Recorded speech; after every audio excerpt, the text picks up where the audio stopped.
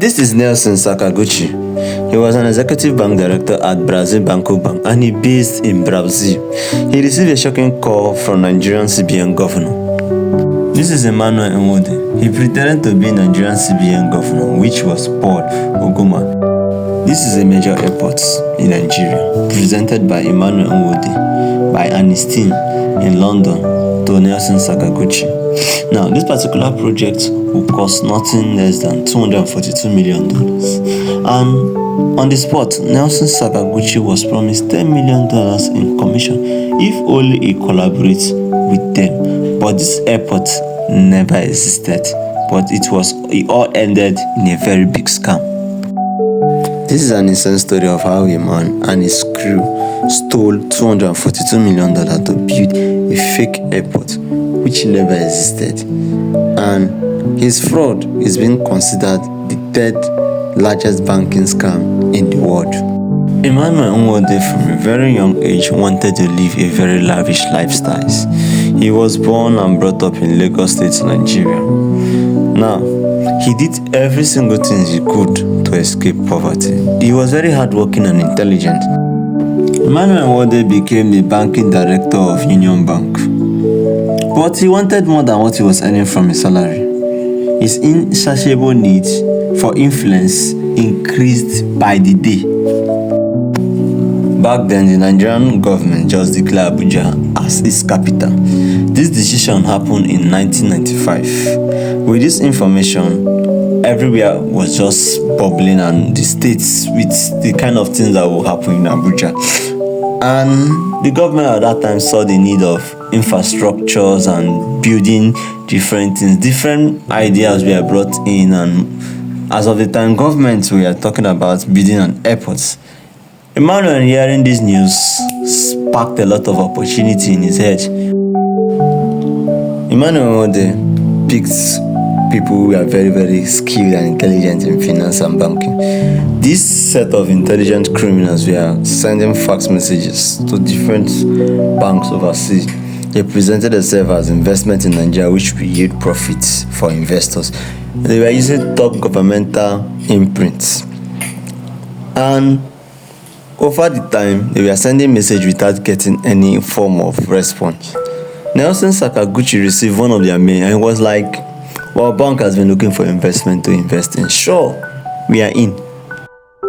Nelson Sakaguchi met with Emmanuel and his team in London. They all presented fake governmental documents to back their claim. And also, Sakaguchi was also promised $10 million in commission if he partnered with them and also do as them say. Sakaguchi was already in their hands and he did exactly what they told him to do.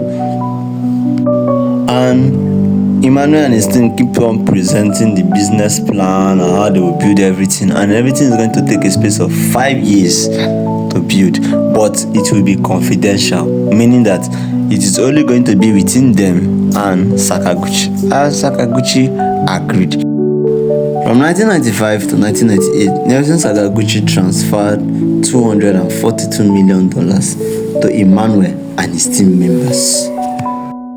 Team members were intelligent in this criminal game, but their criminal empire was about coming to an end. In 1998, a young man named Jaime Lopez, one of the directors at this Brazilian bank, Banco Bank, which Nelson Sakaguchi worked in, found himself being frustrated because his bank wanted to be acquired by the largest bank in Spain for $500 million.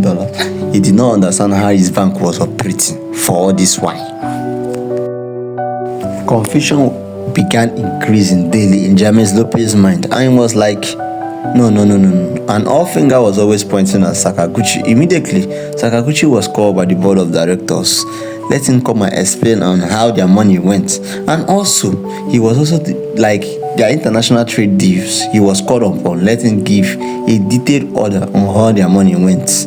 Sakaguchi on his own end presented the document on how he spent the money in the last 3 years, which is the $242 million that left the banking's accounts. And he explained in further details that the money went in Nigeria in Abuja precisely, that the CBN governor, which was Emmanuel Wode, that was masquerading his face as Paul Oguma, that he received a call and the money went in the project and they are building a very magnificent airport. That was where all the money was being channeled to. Immediately, the whole board of directors was like, wait, you use our money without telling us. He said, I don't want to bother you people. I was using it for investment that will yield a lot of profits. International investigation began and all pointed finger to Nigerian banks. But on the other hand, Nigerian bank refused to cooperate at first. After making a confession, like telling the board of directors and everything, Nelson Sakaguchi was convicted and he was sentenced to jail. He went to prison.